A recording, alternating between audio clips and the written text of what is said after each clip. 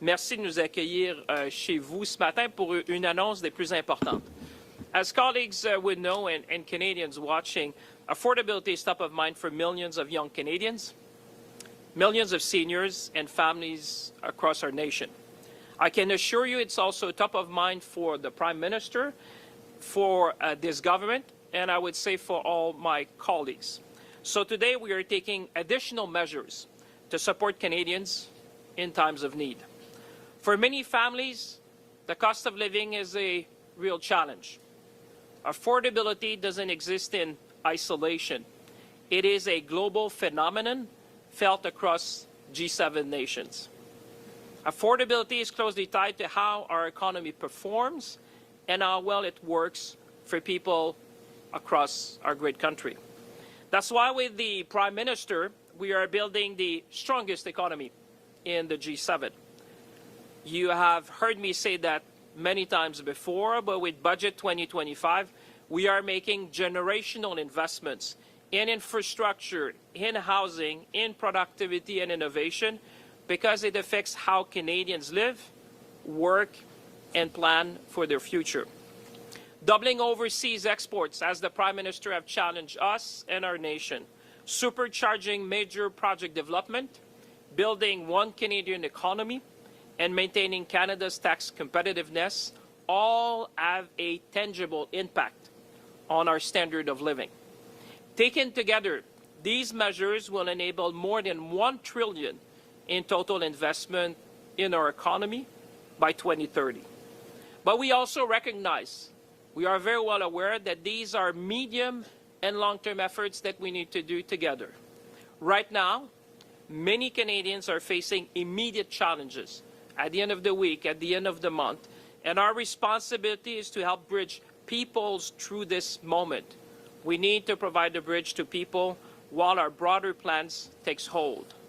Notre gouvernement a déjà mis en place plusieurs mesures pour réduire le coût de la vie. Dès l'arrivée du Premier ministre Carney au pouvoir, nous avons réduit les impôts pour 22 millions de Canadiens et Canadiennes, représentant jusqu'à 840 $ pour une famille à 2 revenus. Nous avons mis fin à la taxe carbone sur les consommateurs, ce qui a permis de réduire le prix de l'essence d'environ 18 cents le litre dans la plupart des provinces et des territoires. Nous continuons de réduire le coût des services de garde, une mesure phare de notre gouvernement, faisant en sorte que les familles de plus de 900 000 enfants puissent économiser des milliers de dollars par année. Nous avons rendu permanent le programme national d'alimentation scolaire afin de pouvoir nourrir jusqu'à 400 000 enfants par année et aussi de permettre à une famille participante de 2 enfants d'économiser 800 $ en moyenne par année. Et nous mettons en place des prestations fédérales automatiques pour 5,5 millions d'individus d'ici 2028 pour que les Canadiens reçoivent simplement et de façon fiable l'aide à laquelle ils ont droit. As you all know, affordability is a central measure of our economic success. Raising our collective standard of living is the central objective of our government. Canadians need to feel the benefits of the economic growth in their wallets and at the kitchen table. That's why strengthening the economy and supporting Canadians must go hand in hand. And that's what we are committed as a government to do. Affordable housing helps workers live closer to their job. Accessible childcare helps parents fully participate in the workforce. Food security means Canadians can afford healthy meals without ever having to choose between eating well and without sacrificing other needs. With all these measures, we are building Canada strong. A Canada where life is more affordable, a Canada with strong communities, and a Canada we can all be proud of. With that, ladies and gentlemen, I will invite the Prime Minister to address you. Monsieur le Premier ministre. Merci. Merci, Monsieur le Ministre. Thank you, François Philippe. Thank you, colleagues, for being here. Dave Donnelly, thank you for welcoming us here to this remarkable establishment that has served the people of Nepean, of Ottawa, for over 30 years, 34 years and counting. It is a pleasure to be here with my colleagues from the National Capital Region Anita, again. Anita, where are you? There you are. Yep. Thank you for having us here, and Dave and team, again, for welcoming us. Look, we're in a situation where, and Canadians know this, the world's rapidly changing. That's leaving a cloud of uncertainty and worry hanging over all of us, Canadian businesses, Canadian workers, Canadian families. Our government's focused on what we can control, and that starts with building a stronger, more resilient Canadian economy. So Canada is less reliant on a single trading partner, and we are more resilient to global shocks, what happens outside of our country. Nous agissons sans tarder et nous voyons des résultats. Nous avons déjà signé 12 accords commerciaux et de la sécurité sur 4 continents au cours des 6 derniers mois pour forger des partenariats fiables à l'étranger. Nous avons soumis au Bureau des grands projets 11 projets qui représentent des investissements de 116 milliards de dollars au Canada. Le nouveau fonds pour bâtir des collectivités fortes permettra d'aménager des infrastructures locales dans des quartiers partout au Canada. Hôpitaux, routes, ponts et réseaux de transport en commun. Toutes ces mesures font partie de notre stratégie globale qui vise à susciter des investissements de 1 000 milliards de dollars au cours des 5 prochaines années. So we're starting to fundamentally transform our economy, building a stronger, more resilient, more independent Canada. It's already getting results. Dozens of new partnerships abroad, launching Build Canada homes, fast-tracking major nation-building projects. Our economy, Canada's economy, has created 190,000 jobs on net since August. In absolute terms, that's more than the United States over the same period. We have the right plan. The world is knocking at our door, and momentum is building. But as the Minister of Finance just said, the biggest payoffs will take time. And many Canadians are feeling the pressures right now of everyday expenses. Canadians need a boost today and a bridge to tomorrow.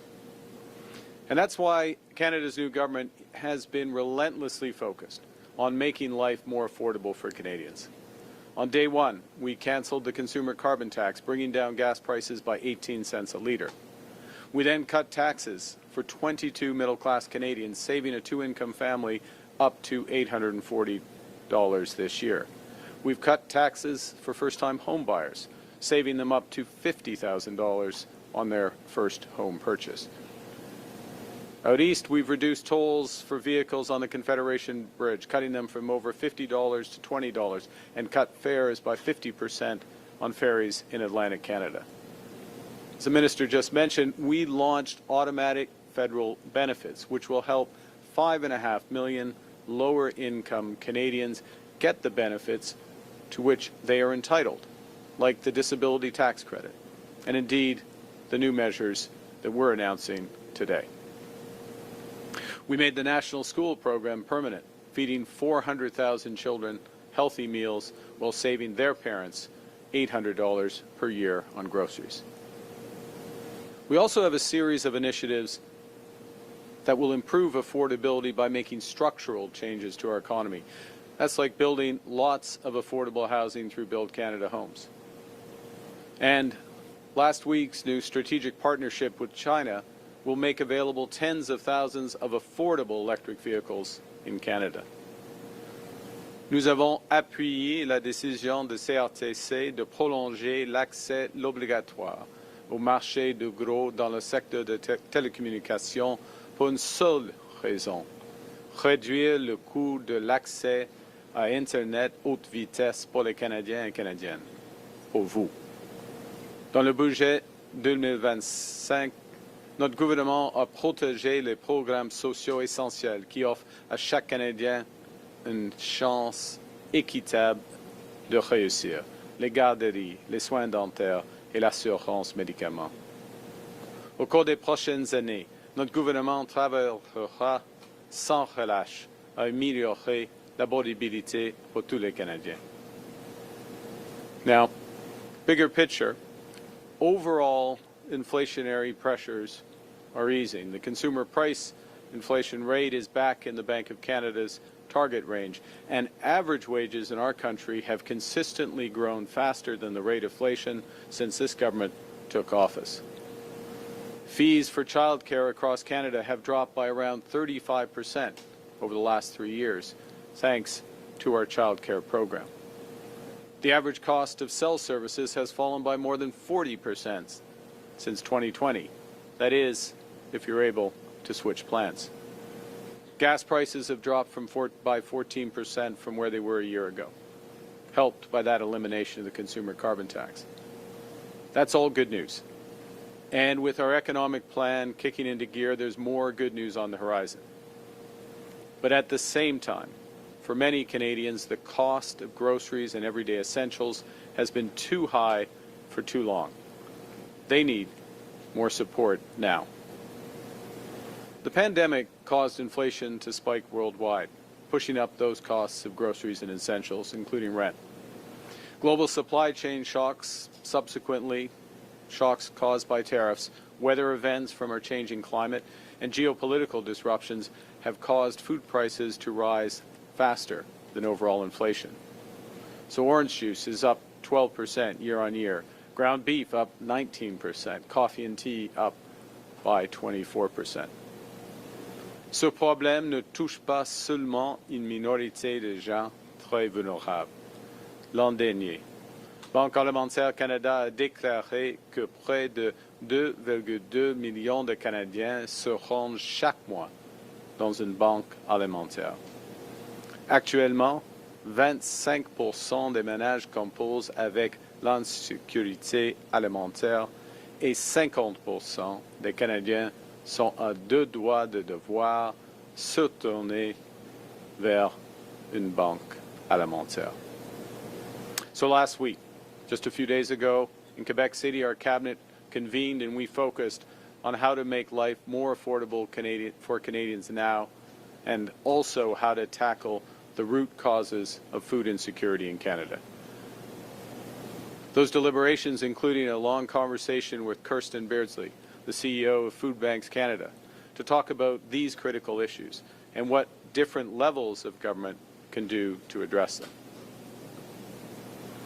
You know, one of the best things, and there are many great things about our country, but one of the best things about our country is that we look out for each other, that we believe our economy is strongest when it serves every Canadian. So we're acting today, Canada's new government is acting today to provide a boost to those Canadian families who most need one, while creating a bridge to longer-term food security and affordability. Everyone pays the same GST on items that they buy, no matter how much money they make. But since groceries and other essentials make up a larger share of the budget of lower-income Canadians, the GST puts a higher burden on those less well off. The GST credit has helped to make our tax system fairer by returning a portion of the federal sales tax to Canadians with lower incomes, providing relief for people who feel the extra cost at the checkout most acutely.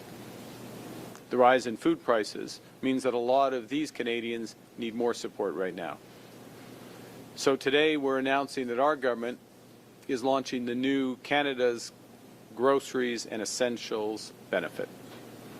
This will deliver hundreds of dollars more into the bank accounts of more than 12 million Canadians.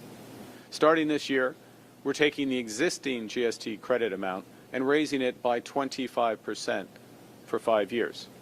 And in addition, we're providing a one-time payment equivalent to 50% of the GST credit this year. So what does that mean? Well, right now, a family of four receives about $1,100 a year with the existing GST credit. With the new Canada Groceries and Essentials benefit, that same family will receive up to $1,890 this year and about $1,400 a year for each of the next 4 years. A single person receives about $540 a year with the existing credit. With the new benefit, that person will receive up to $950 this year and about $700 a year for the next 4 years. On average, these payments make up for the higher level of food prices since the pandemic. In parallel, we're working to address the root causes of inflation and working on longer-term solutions to bring down the cost of groceries in Canada. That starts by improving the resilience of our supply chains. Because when issues arise in supply chains, from transportation to process to distribution, costs rise at every step along the way, and these costs end up on grocery bills. Tariffs, for example, are part of that problem. In September, the government launched what we called a new strategic response fund to help sectors across our economy, those impacted by tariffs, to adapt, to diversify, and to grow. And today, we are committing $500 million from this fund to support capital investments to help food businesses expand capacity, increase productivity, and strengthen our food supply for the future. In addition, our regional tariff response initiative will provide $150 million for small and medium-sized enterprises to do similar things. This will mean more resilient supply chains, more greenhouses, more abattoirs that are closer to customers, and most importantly, will help mean lower food prices and better food security for Canadians. Pour réduire le coût de production des aliments, nous instaurerons la passation en champs immédiats et accélérer des serres.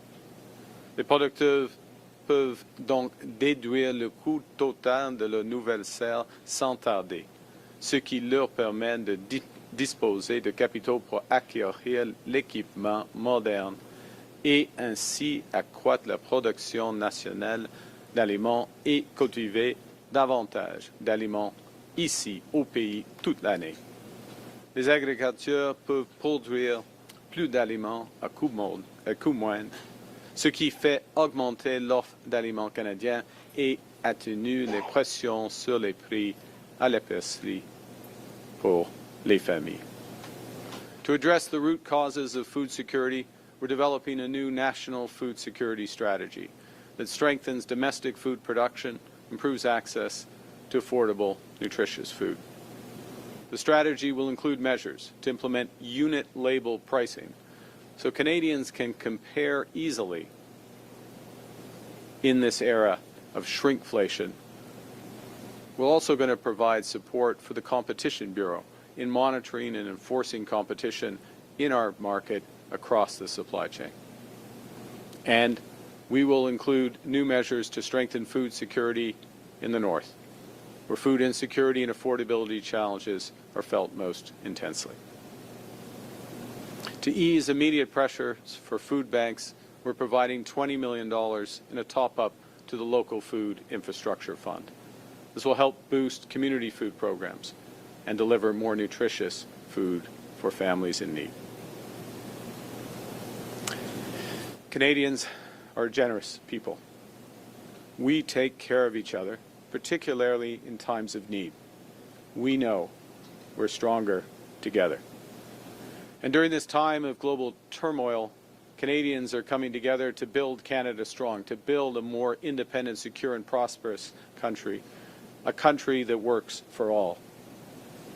And we know that getting there will be tough at times.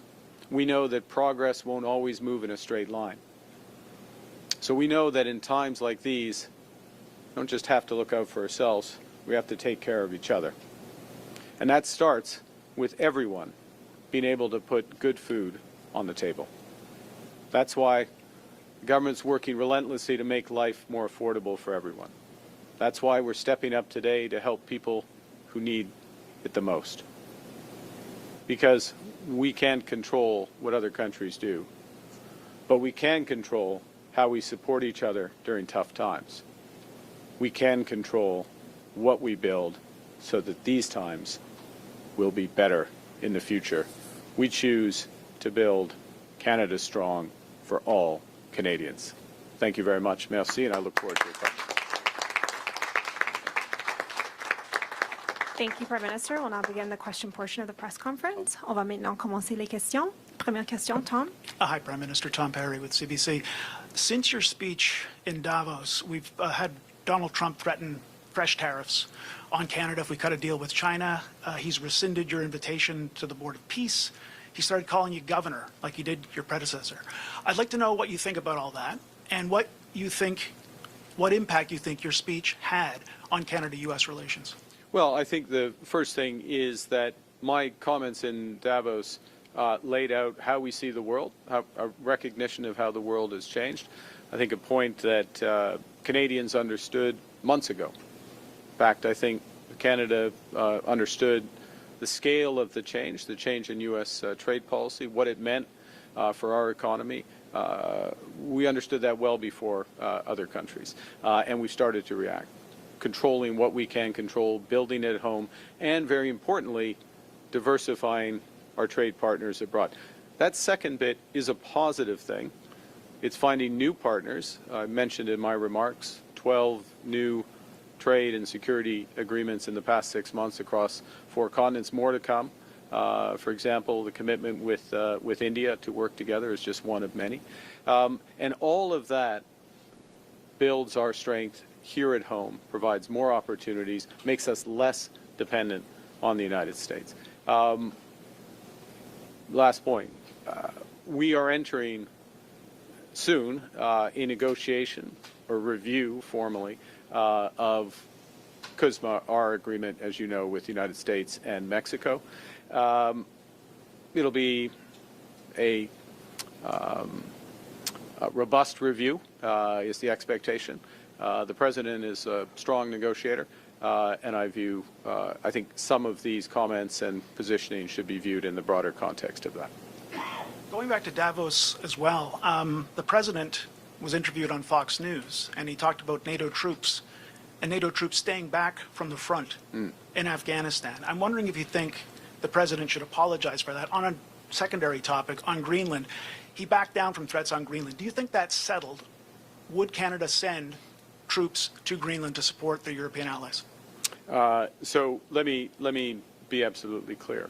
With respect to the contribution, what everyone should recognize, Canadians recognize, and we are fundamentally grateful for the extraordinary contributions of the men and women of the Canadian Armed Forces in a variety of theaters, including very much Afghanistan. We were the first to invoke Article 5. We were the first to send support after 9/11 to New York City. We sent 40,000 Canadian troops serving over 13 years on the front lines in Afghanistan, in Kandahar as one example. 158 of those soldiers paid the ultimate sacrifice. One of our diplomats paid the ultimate sacrifice. Thousands more were injured. 30 of our soldiers won the American Bronze Star for service in combat, for courage in combat. It's an extraordinary contribution for liberty, for freedom, for human rights, defending the United States, defending Canadian values. Everyone should recognize that. All Canadians are in their debt. Now, I think you had a second part, but On Greenland. On Greenland. Do you think that's settled, or and would you consider? I think that I thought from the start the following, which is, and this is a point, by the way, I made at the NATO summit in June. The importance of reinforcing Arctic security across the entire Arctic theater, to use that term, which very much includes Greenland, Northern Arctic, the Nordic countries as well. It has been the view of this government that NATO has not put enough emphasis on that. Canada is putting emphasis since we've come into office. We put emphasis on that. And that the solution to the security needs of Greenland, but the entire Arctic region, is coordinated through NATO. First and foremost, Canada will take responsibility for our Arctic, but working in conjunction with others. We have close and deepening cooperation with the Nordic Baltic 8 group of countries. I've met with the NATO Secretary General on a couple of occasions, 3 occasions now, about this issue. And I think by reinforcing that security umbrella, it addresses the fundamental needs of those countries. Denmark addresses the fundamental needs of Greenland, helps support security in Canada. So that aspect is very much taken care of. Thank you. Morning, Prime Minister. Mike with CTV News. I just wanted to follow up on what Tom was asking. Are you offended by being called governor? I mean, I think in this role you get called a lot of things, a lot of time, and I'm not going to comment on every tweet or truth or comment from whoever. So I can handle it. As a follow-up, but I do think this point about our troops is fundamental, and respecting our troops and the contribution that they've made. I want to follow up on what you were saying yesterday outside of cabinet or caucus. You said that Canada isn't pursuing a free trade agreement with China. What efforts are you or your ministers making with the Trump administration to communicate that to them so that those threats of tariffs stop? Well, I interpreted the president's comments exactly that way, which is looking forward to a deeper, were we pursuing a deeper free trade agreement. We've made it clear. My fellow members of cabinet, ministers, have made it clear to their counterparts that that's the case. We've made the public point. And it's obvious. Look, Canada, when we sign an agreement, we sign a trade agreement, in this case USMCA as they call it, or CUSMA as we call it, there is a clause in that agreement, Article 32.10, I believe, which says that you will not have, you have to give notice, in effect, if you're pursuing a free trade agreement with a, quote, non-market economy. That's in the eye of the beholder who defines it, but it's a definition of any of the other parties who see somebody as a non-market economy. China is one of 15 or 17 economies that the U.S. views as non-market. I can understand why they say that. So we got an agreement. If we were even considering that, which we are not and never have, we would have given notice, and then there's a very open and transparent process. Thank you. Bonjour, Monsieur Carney. Michel Sabat, La Presse canadienne. Avez-vous des excuses à présenter aux Québécois et aux francophones du Canada pour vos propos sur les plaines? Et êtes-vous confortable à être le chef du camp du non lors d'un éventuel référendum sur la souveraineté du Québec? En ce qui concerne mes commentaires, j'ai commencé par reconnaître la lutte des francophones au début, pendant l'histoire du Canada. Et j'ai mentionné, même souligné, les efforts de certains dans notre histoire de poursuivre une politique d'assimilation. Par exemple, le report de Durham est un exemple. Il y a d'autres plus sévères que ça. Et c'est à cause, j'ai dit, c'est à cause de la résilience du peuple francophone que ont créé le Canada, un Canada qui reconnaît 2 peuples fondateurs et après un certain temps, 3 peuples fondateurs, y compris le peuple autochtone. Alors, c'est un processus très difficile. Il y a la grande déplacement des Acadiens. Il y a plusieurs d'autres exemples. Alors, c'est une histoire très difficile, mais avec temps, on a protégé et après une autre période de renforcer la langue française, la culture québécoise, la culture française, les institutions comme le Code civil et d'autres institutions. Et ça, c'est le génie du Canada. Et maintenant, le Canada n'est pas parfait, mais il y a une manière de vivre qui est mieux. Bon, j'aurais quand même aimé vous entendre sur le qualificatif de chef du camp du non, mais je vais sauter à un autre aspect. M. Poilievre dit vouloir collaborer avec le gouvernement. Est-ce que ça nuit à vos efforts pour convaincre d'autres conservateurs de se joindre, de traverser la Chambre? OK. Mon approche est de collaborer, de trouver des solutions pour les Canadiens et les Canadiennes. Et il y a plusieurs occasions, plusieurs opportunités pour M. Poilievre et le Parti conservateur, le Bloc, les néo-démocrates de collaborer sur, par exemple, il y aura une Ways and Means probablement dans une semaine, dans les prochains jours, probablement. On doit être prudent avec les règles parlementaires, mais tantôt, il y aura une occasion de faire le passage rapidement de ces initiatives. Il y a l'occasion maintenant de faire le passage de c'est quoi, c'est 15, C4 et C15 qui sont le mettre en œuvre quelques aspects clés du budget. Alors, oui, j'ai hâte de collaborer avec M. Poilievre et les autres chefs. Good morning, Prime Minister. Mackenzie Gray with Global News. Are you considering calling a snap election this spring?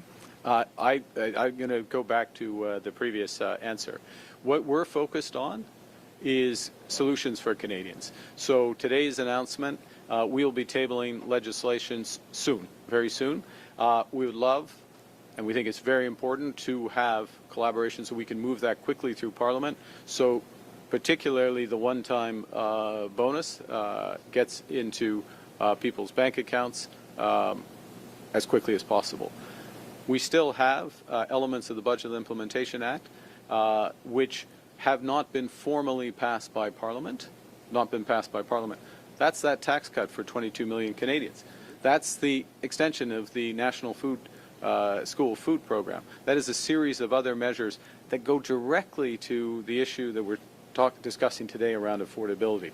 We have the toughest tightening of crime legislation in living memory.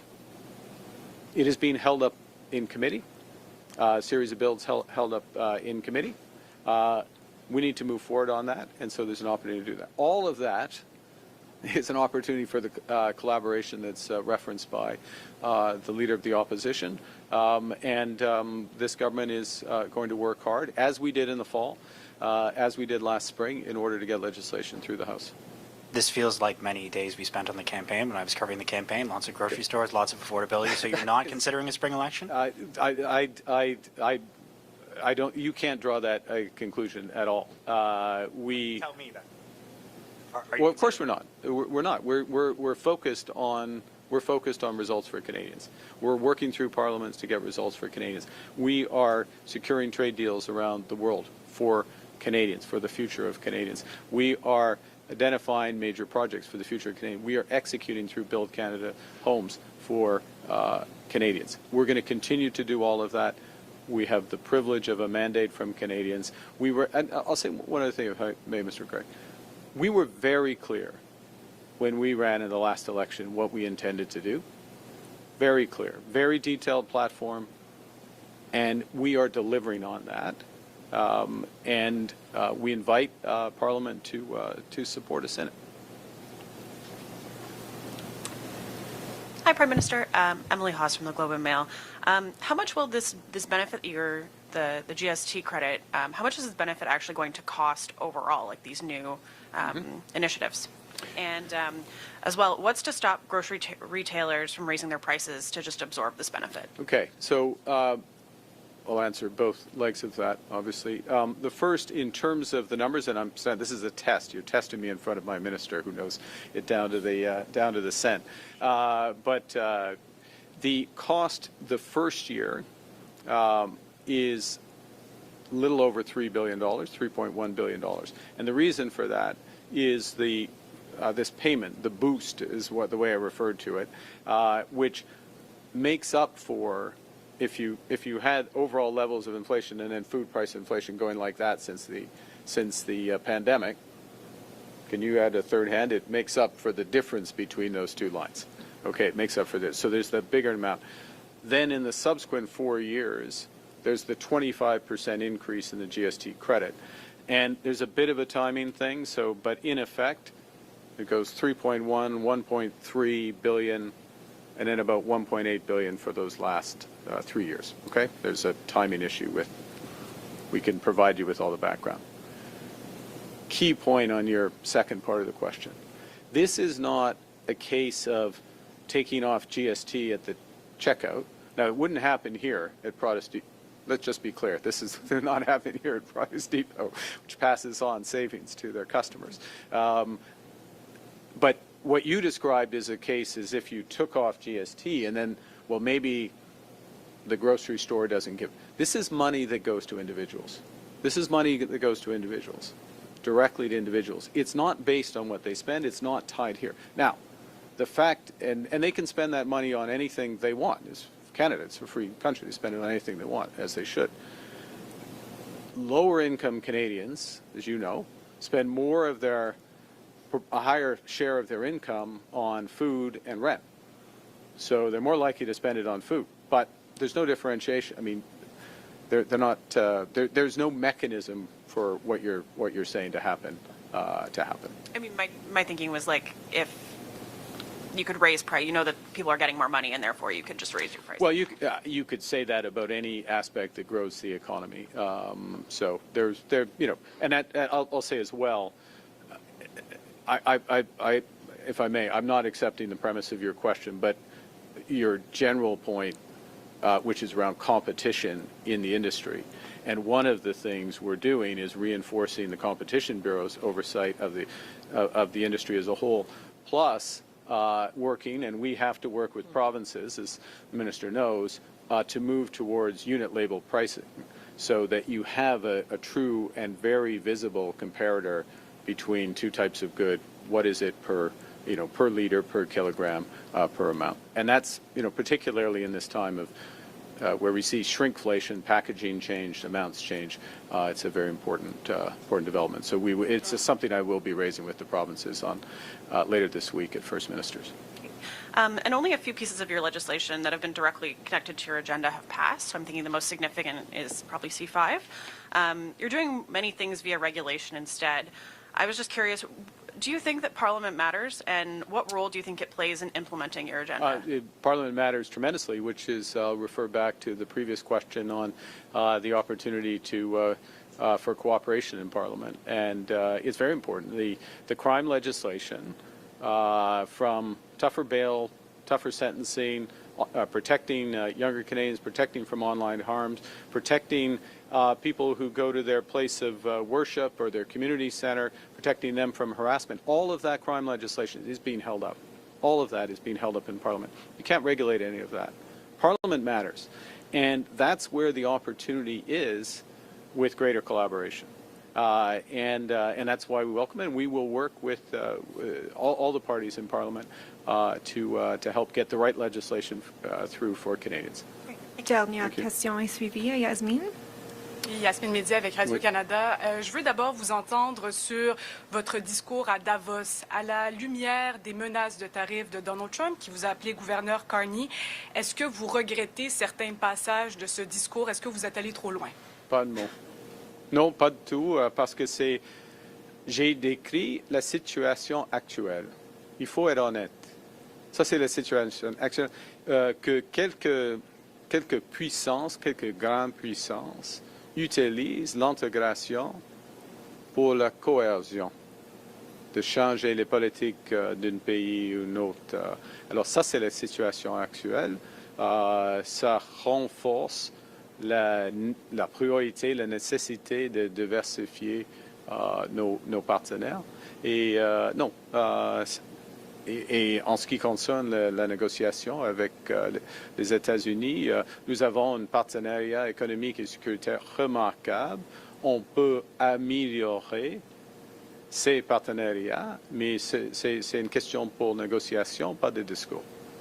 Et par rapport à ce que vous annoncez aujourd'hui, cette mesure fiscale, d'abord, est-ce que c'est une mesure électoraliste? Non. Et ensuite, expliquez-nous pourquoi ça ne fait pas augmenter l'inflation.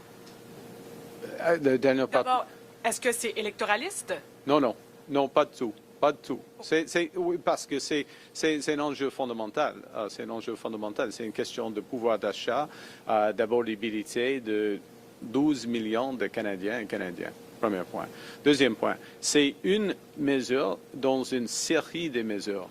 Par exemple, nous avons commencé, le gouvernement a commencé avec la réduction des impôts pour 22 millions de Canadiens et Canadiennes.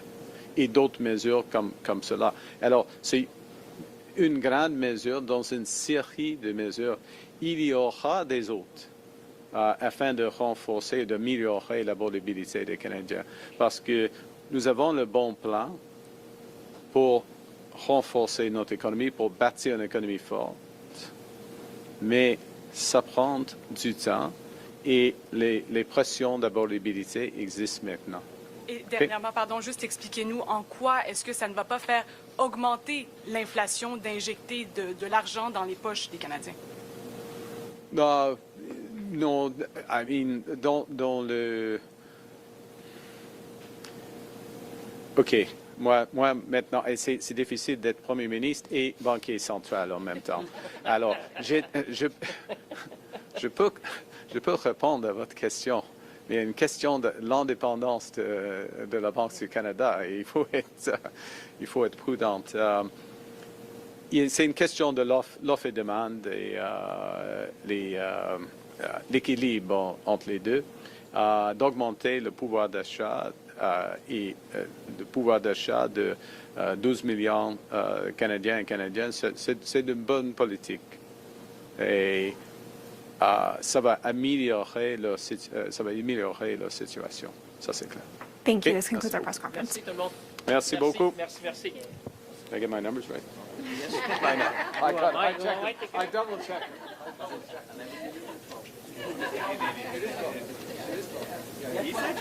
You challenged him.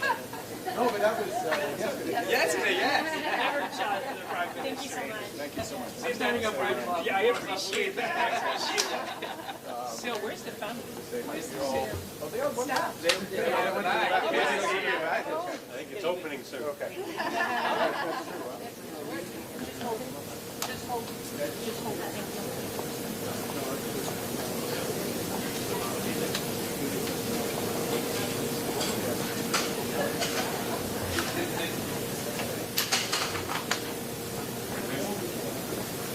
Great. Toenails.